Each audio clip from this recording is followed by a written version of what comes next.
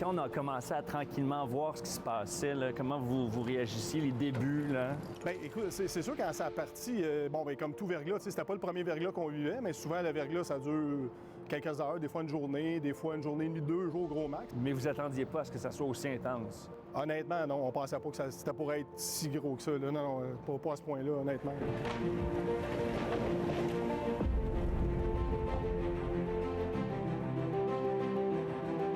Ces camions-là, pendant la crise du verglas, on a vu ça partout au Québec. Là, dans le sud du Québec, encore plus. Oui. Hein? Tous les camions étaient déployés. C'était des fois sur des rues, on voyait ça, là, des kilomètres, là, des nacelles là, cordées une en arrière de l'autre avec les mâts qui travaillaient. On voyait ça. C'était un spectacle en soi.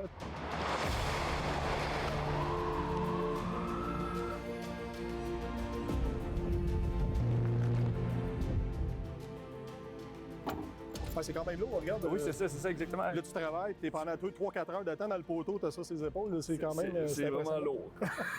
Merci.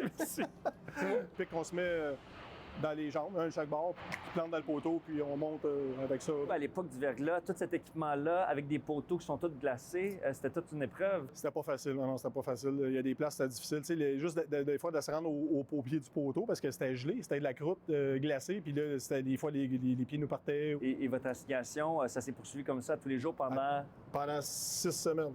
Incroyable. Pendant 6 semaines. Où on pouvait à peine rentrer à la maison. Là. C'est difficile, très difficile. Très difficile de ne pas voir les enfants. Mes enfants étaient jeunes à cette époque-là. Là. J'avais ma plus vieille qui avait 8 ans, puis ma plus jeune qui avait 4 ans. Puis, c'était tough.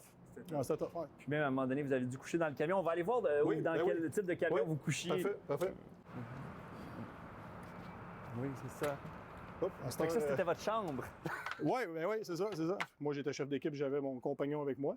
Puis, on vivait dans notre véhicule. Les 2 premières semaines, on a vraiment vécu dans nos véhicules. On travaillait 16 heures par jour avec nos fourgons. Puis le soir, ben ça servait de lit pour un.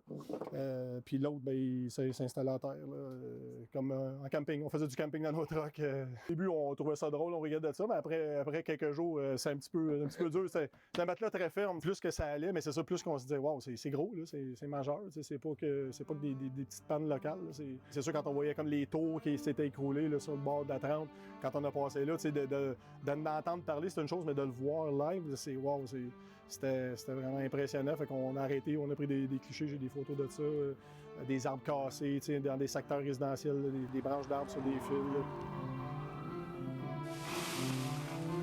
On était comme devant un public, c'est quasiment comme dans le Centre Bell, puis de performer pour des gens. Bien là, on performait sur le réseau, puis les gens nous regardaient faire. Puis c'est la fierté aussi de, on travaillait fort toute la journée, là, puis le soir, là, on fermait les sectionneurs ou les coupes-circuits pour redonner le courant, puis là, on va y revenir à une section, là, un pâté de maison, on leur donnait le courant. Là. Ça aussi, c'était une belle fierté. On allait se coucher, moi, on disait, on a redonné le courant à une centaine de citoyens.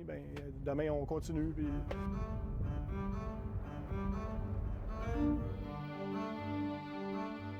On a eu un appel, mon équipe et moi, pour se rendre sur une panne.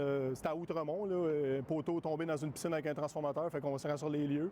Puis on stationne, mais là, c'était en arrière. Fait que là, on n'osait pas trop rentrer dans la côte, par respect pour les gens. Puis à un moment donné, le propriétaire est arrivé, puis c'est Michel Côté, le comédien, qui il nous a accueillis à bras ouverts. En fait, il était très, très gentil avec nous. Fait qu'il nous a amenés dans sa cour, il nous a montré un peu ce qui se passait. Puis il nous a offert du café. Il nous a dit, si vous voulez vous réchauffer, les gars, il dit, rentrez dedans. Puis on est rentré chez lui, on s'est réchauffé un petit peu.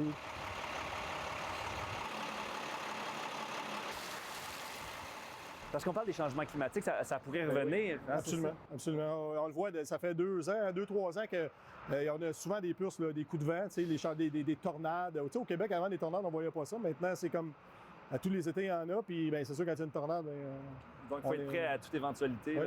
C'est ça. Okay. À chaque Noël. Oui, c'est vrai, dans le temps des fêtes, depuis... ça fait 5 ans. Chaque Noël, on n'est pas à la maison, on est tout le temps parti. On est appelé à aller... On a besoin de vous. Merci beaucoup. Des valeureux travailleurs. Merci beaucoup. La fin, évidemment, la dernière journée, quand notre contre-maître est venu nous voir, nous écouter, les gars, notre mission se achève. On finit la journée, on s'en va, on retourne au secteur, c'est fini, on s'en va à la maison après ça.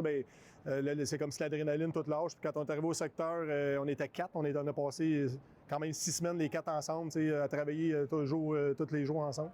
Fait qu'on était un peu émotifs. Je me rappellerai toujours, on s'est fait un gros hug, puis moi, je suis sensible, j'ai eu un petit peu les larmes aux yeux, mais on était émotifs de perdre nos chums, mais contents d'aller retrouver nos familles. Fait que, on s'est fait un beau câlin, puis on s'est dit, regarde les boys, good job, c'est fini.